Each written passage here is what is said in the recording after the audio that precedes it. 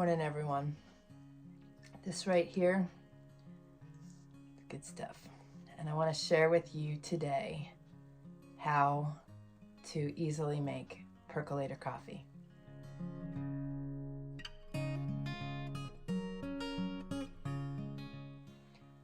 Okay, everyone. So I shared a video on all the different tools that we utilize and how we keep moving forward. I will share that up above that you can watch that. But as you know, we live off grid. If the power were ever to be an issue for us, that we didn't have power, we've planned our lives moving forward and preparing forward that we'd have all the tools we need to be able to do everything we do day to day without any hitches. Part of that is not depending on electricity. So the percolator coffee pots are just one of those things. And since I did the previous video, and even prior, people have been asking me how to use a percolator. Most people use an electric coffee pot or a fancy version of such. Some people use a French press. I also have that. I'll do a separate video on that. But the percolator coffees are really not very complicated, but I want to point out a couple things to you in regard to having a good percolator and putting some thought into it, because it actually matters. So I actually have 3 percolator coffees. Actually, I have more than that, but 3 that are functioning all the time. I have several that are smaller, but we're pretty heavy coffee drinkers, so I like 12-cup pots. Plus, we often have guests, so it's just nice to have a big pot that you can get a lot out of at a time. Now, this is a fabulous coffee pot. This is a FARBERWARE pot. I will leave links in the description below to the pots I'm referencing. I like this pot a lot. It has a plastic handle. That would be the only downfall on this pot, because I can't easily take it from my propane stove or my wood cook stove out onto a fire without the possibility of that melting. Now, something else that I want you to take notice is there is a ring around here, but this piece sits on the stove. I have another Coleman, actually it's a Cabela's pot out in the container with a lid that I can hang over my fire pit, and truly that is what I use that pot for. It's designed differently, and it takes forever for that pot to perk on a wood stove or a regular stove. So it does make a difference. So the flat bottoms on these are very helpful. And then I have the Coleman, and I really like the design of this one. It's just a cute pot. It looks like one of the older style pots. Not that it's functional. The other one's functional, but I like cute. My husband would, if he were in here right now, he would be making fun of me, but that's okay. You see my kettles. I mean, I go after, and I'm blessed with such unique kettles. And thank you, Mel and Terry. And I like character. I like antiques.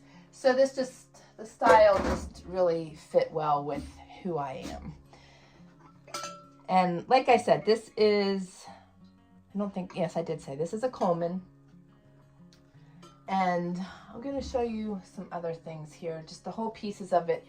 The nice thing is this is completely all stainless steel. The other pot is stainless steel. You want to get a stainless steel pot. Stay away from aluminum. Aluminum is not good. Aluminum is not good for you. It leaches into everything and is known to cause neurological and issues and dementia. So avoid aluminum. We avoid aluminum at all costs. All right, so you have the piece that goes into the pot. There is a hole that goes all the way through. That is how, when this heats, the coffee and the water, initially the water pushes up through that, And this sits on here. The water comes out, goes down through the coffee, and is what is brewing your coffee. So you have this piece that goes in the center. It has a line on here where this sits. So right here at this base that this piece sits on is where you want to put your water level. And then you have your filter. Now, the filter here has holes in it. You can use this just as it is. I put a non-bleached filter paper in mine just because I can, but you wouldn't have to. And there are times when we don't. But and the nice thing is you can also put herbs in here. We put our pine nettles in here and make pine nettle tea in the same pot. So it's not just for coffee, but that's majority of the time what we use it for. And you folks have asked how to use a percolator, so I'm going to share that. It's multifaceted. You can just heat water in this. You don't even have to just make coffee. I love the glass tops. That's the other thing you really want to look for in your coffee pots is a glass top, because the plastic ones over time wear down. And again, in my mind, when that hot water is going up in there into that plastic is being broken down and it's leaching into your drink. I don't want toxins in my food in any way. So you've got the glass top, stainless steel all the way through. And again, you have the completely flat bottom. So these will heat up super nice. The nice thing with this one, it can go from in here out onto the fire pit if need be. Again, I do like the other one because it hangs. The Mountain Man has made a tripod for over our fire pit, and it holds the coffee pot. It holds our massive kettles. It's just very convenient to do that. He's also made a piece that pivots, that has a rack on it that can go over the fire, off the fire. He's made us a total cooking area out there. That'll be another video. I'll be sure to share that when the foot of snow is removed from our fire pit area and our outdoor kitchen. So what I like to do, easiest way to do it, is have this in here, okay? And then take your water, and again, you fill it just to this. I'm gonna show you that. Hopefully you can see that little line right there. You just fill it right below that, and you are good to go.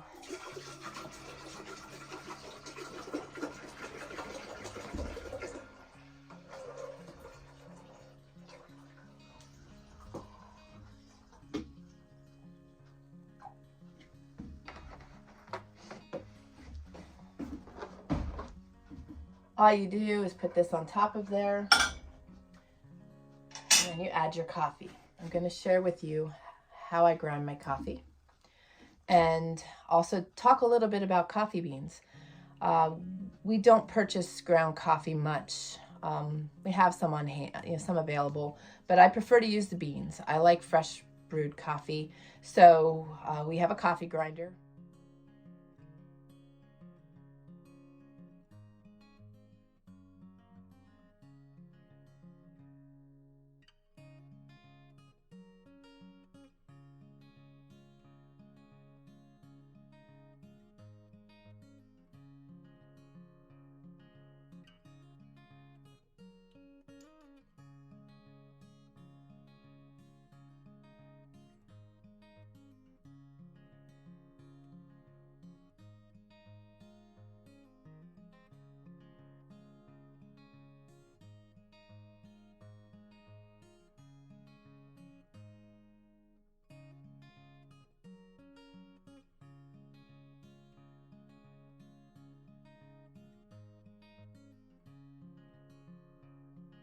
I also like to purchase my beans green. They last a lot longer for future storage, and I enjoy being able to roast my own beans. I use a Whirly Pop popcorn popper. I will share that process with you at another time in another video. It's a stovetop popcorn maker, and it can be used to roast the coffee beans. Having those fresh coffee beans on hand is really nice. It makes for a tastier coffee. Also, the green beans are less acidic, And I'll share a little tip with you on helping to get rid of the acid in your coffee and in brewing your coffee. So I'm going to share this with you. Okay, I'm going to try not to be in the way, but you have your coffee beans up here. This is an antique arcade coffee grinder. This was a housewarming present to ourselves when we moved into our first off-grid homestead 13 years ago. This is awesome.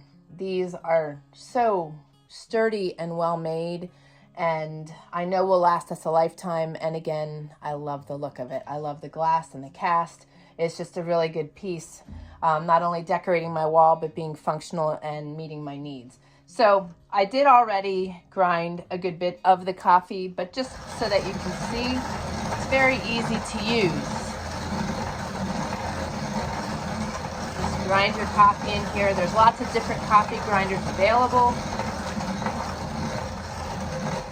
What I would recommend is if you are purchasing a percolator and you are also intending to grind beans, that you want a coffee grinder that does not require electric. So I always just tap this off because the grounds get stuck on the bottom there. And this has a ring down here. The reason that ring is on there is to pull it down because it's spring loaded, and just pull out the jar. So this is a glass catch jar. And let's go on over and finish the coffee. Okay, so as I mentioned, I use filters in mine. It's an old coffee tin. Yes, it is aluminum, but I don't have any food in here and it's not leaching into anything. It's just storing my paper filters. So you'll find these and all my jars and all my tins and all my antiques all throughout the house.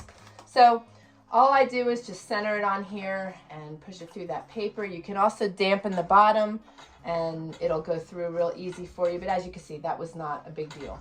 So I just put that in there. I take my coffee grounds and just work those around there. You want to make sure you don't get them, if you can avoid it, not to get them in the central piece. It won't hurt anything, but it'll make it perk a little harder or maybe work a little harder and take a little longer. So, because that, you might clog the top. So I'm just cautious with that. Now, I mentioned about the acidity. I use my Himalayan salt grinder. This is sea salt and very healthy for you. I would not recommend doing this with Morton's salt because Morton's salt is like a petroleum product and not good for you. That's where all the heart disease and high blood pressure come from. It does not come from your Celtic sea salts and your Himalayan sea salts. So just a little other tidbit of information. So I just grind and cover the top of my coffee with my salt. And that helps take the acidity out of the coffee. And then all you do is put this piece down on and push it down in there. You add your top to the coffee pot. Make sure it's on there securely. And you are good to go. Turn on your stove. And I'm gonna come back and show you because it does take a little while. So this is another thing you need to realize.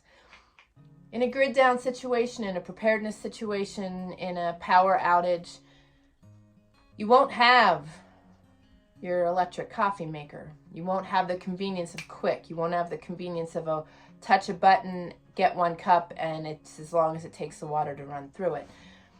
You're gonna need to wait a little longer. It takes a little while. You gotta listen to hear when it starts changing because this has to heat up. The water has to heat up. It has to boil, and then it has to go through that process as I was explaining. The water comes up and then goes down through your grounds. And it needs to perk for a little while so that you get the strength of the coffee that you want. So you need to listen. So I'm going to jump back on as it starts to get warmer, and I will share with you what you're listening for and also what you're looking for. So it's not instant gratification, but it's really good coffee. So bear with me. I wanted to jump back on here and share with you, prior to putting the lid on and after you put the salt in, If you wanted to flavor your coffee in any way, adding cinnamon, adding dried blueberries, whatever it is that you may add, if you do that in your electric coffee pot, I like to do that in my percolator. The Mountain Man likes plain black coffee, which makes it nice to have two pots, because if the mood hits me and I want to add something, I also add vanilla periodically. So if I want to do that, I would add it before placing the filter top on and putting the lid on. So you can do that. I also just, while this is perking, I want to share a little something with you. This is one of the Mountain Man's fabrications. For some of you, it may not be the prettiest looking thing, but it's very functional.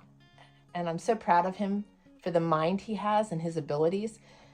This right here was on a grill at the dump. The grill itself, the racks were all messed up. You could see that that was most likely why it was left there.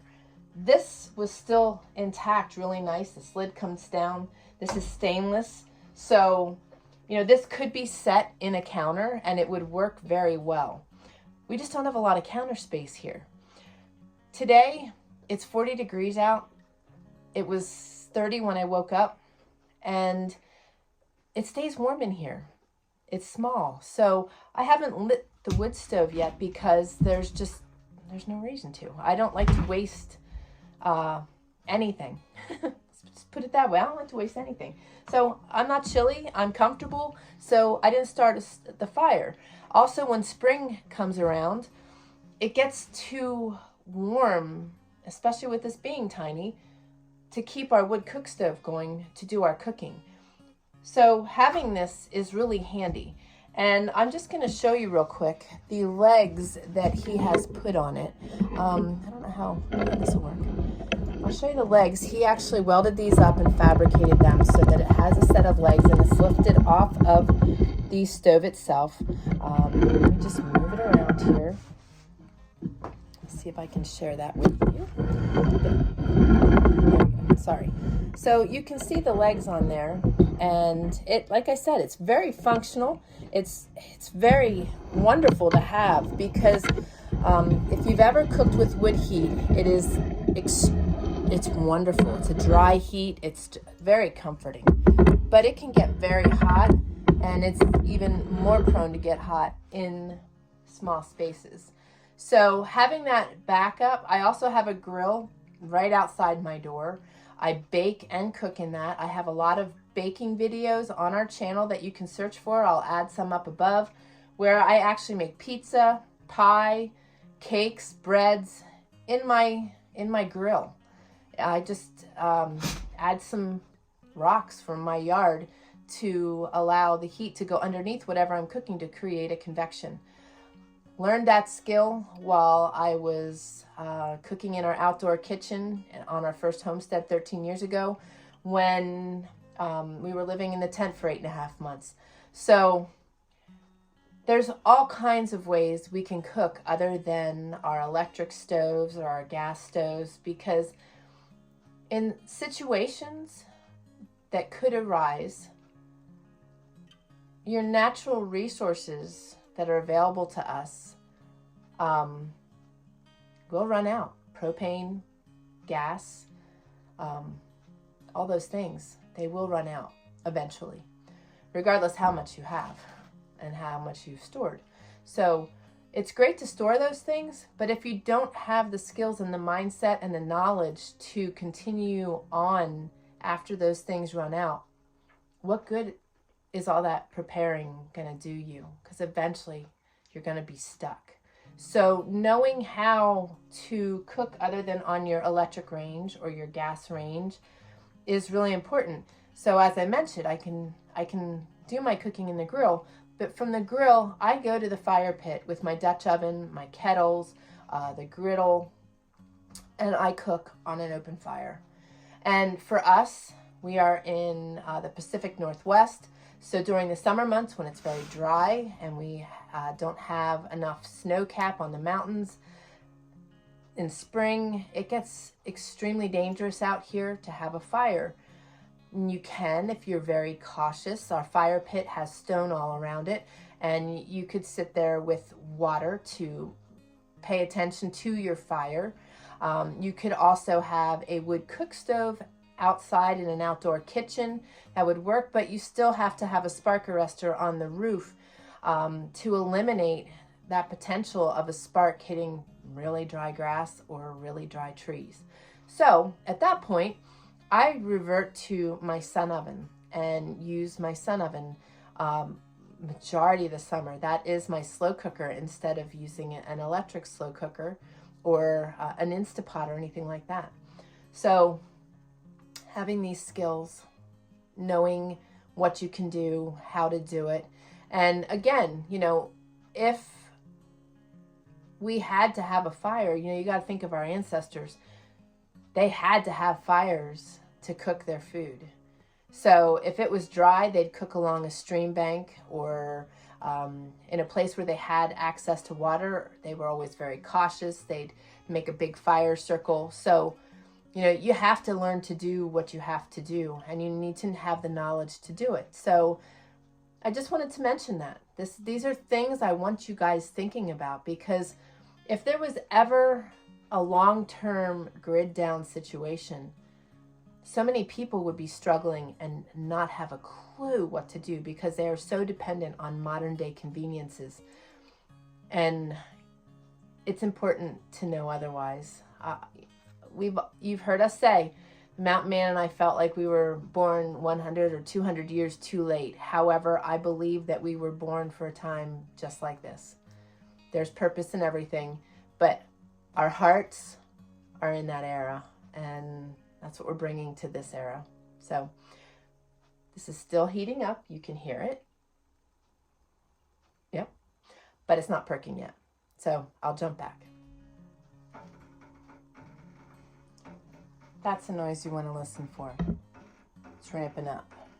And you can hear it starting to do its thing. The other thing you want to look for is with these glass tops, the purpose of that glass top is not just to look pretty. When your water starts shooting up there, it's going to start brewing the coffee, and your water's going to get darker. And you're going to see that water shooting up there when it shoots up through the center piece. It's going to shoot up into here, and then it'll disperse itself down in through the grounds. So when this starts to perk, you will hear it ramping up and starting to go, and then you watch here for it to start entering the bulb. When it enters the bulb, all you need to do is turn it down and then let it continue to do that. We usually focus on 5-10 minutes to let it perk. It's a pretty big range. Typically it's around 10 minutes. So it's going to depend how strong you like your coffee. Okay, so you're going to want to experiment with that. If you want to try the 10 minutes first to see if that's the strength you like, and if that's too strong, then what you know you need to do is back it off. So we both like our coffee strong, and he likes it black. I add all kinds of things to my coffee. So just as an example, I enjoy putting my cocoa wafers in my coffee. I also put, I always put stevia or honey in my coffee. I will put in it Dandy Blend. Dandy Blend is a blend of dandelion roots and other herbs. It is actually an alternative to coffee. But I add it because it's also a really good detoxifier, and I like to add that to my coffee. It adds a little flavor. I also drink that by itself. And then I will also add a creamy oat milk to my coffee and collagen. The links for the Dandy Blend, the collagen, and the CACOA wafers is down below also if you're interested. And yes, I do purchase stevia. I purchase a non-GMO version of stevia. I can share that link below. But I also grow my own. So sometimes, majority of the time, my stevia is green, because what I do is I dry the stevia leaves and then I whirl them and powder them and use them in my coffee. Stevia is a wonderful plant to grow. I really enjoyed, we haven't had a garden for a couple years, mainly because of my illness and then relocating and rebuilding. But when I go out in my garden, I grab a leaf of stevia, cilantro, and spearmint tea and just chew on it while I was watering and doing my things in the garden. And it was like just drinking a really good tea while I was out there. It was tasted so good. It was very nice. So anyway, I digress. This is starting to get a little more ramped up here. So I don't know if it'll perk right now. But I don't like to spend, I don't leave here for starters. It's like once every 2-3 weeks that I actually step out. Oftentimes the only reason I go out is because of a post office run. Other than that, I'm pretty hunkered down and I'm very comfortable with that. I love my surroundings out here. I love my life. So I don't run out and I don't go purchase coffee. It's just not something I do.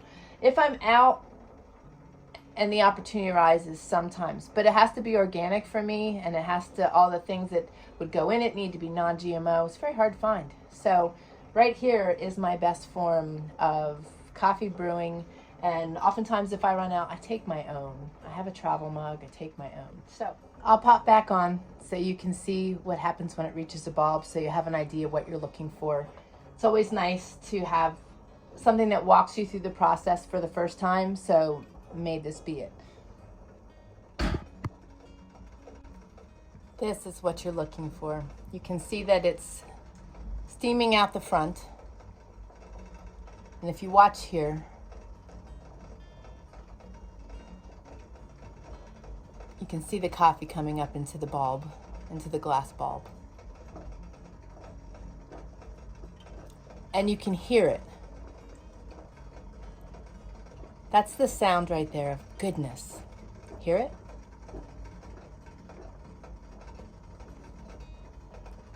So now I'm just going to turn my stove down. I just need to, now if you're electric, just turn it down to medium, maybe low, in between low and medium. And right now, this is gas, so I'm just watching my flame. I don't really have any notations on here as to the temperature, the heat, or the high, low, medium. So we base everything on the flame. So, but that's all there is to perking coffee. So I'm gonna let this perk for roughly 10 minutes and then I'm gonna enjoy it. Another little tip is once it's done perking and you shut it off, let it sit for a few minutes so that all the coffee that is in the filter up top drains down, so that when you tip the pot, that top grade doesn't come off and the grounds go in your coffee. Okay, makes sense? So just letting it sit for a few minutes to settle down and then pour your first cup of coffee. But in my opinion, right here, best coffee ever. This, and I'm in the French press. And I'll do another video on that. We'll also share a video on roasting your coffee beans and share with you the different coffees and the beans that I use. Everything we use here is organic, non-GMO, wholesome foods. If it's not something we grow and that we have to purchase, that is what's sought out. That is our health care. That's our security to better health. There's just so much garbage in our food, and we want to be able to control what we are partaking. So I hope this was helpful to you. If you percolate coffee or if you brew coffee, what's your favorite thing that you add to your coffee? I mentioned the vanilla and dried blueberries. You could do dried cranberries. You know, the sky's the limit. Cinnamon. Cinnamon is very good for you. So share with me in the comments below. What is your favorite way of brewing coffee, and what do you add to your coffee? Or you like it black? And if you like it black, that's okay too. It's all good. That's what makes us each individuals. So share in the comments below. Thanks for joining me. I love you guys. See you on the next video. Keep preparing forward. I can't emphasize that enough. God bless. All you do is put this on top of there.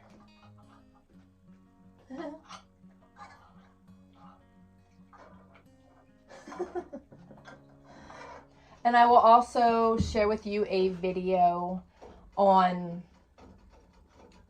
roasting your beans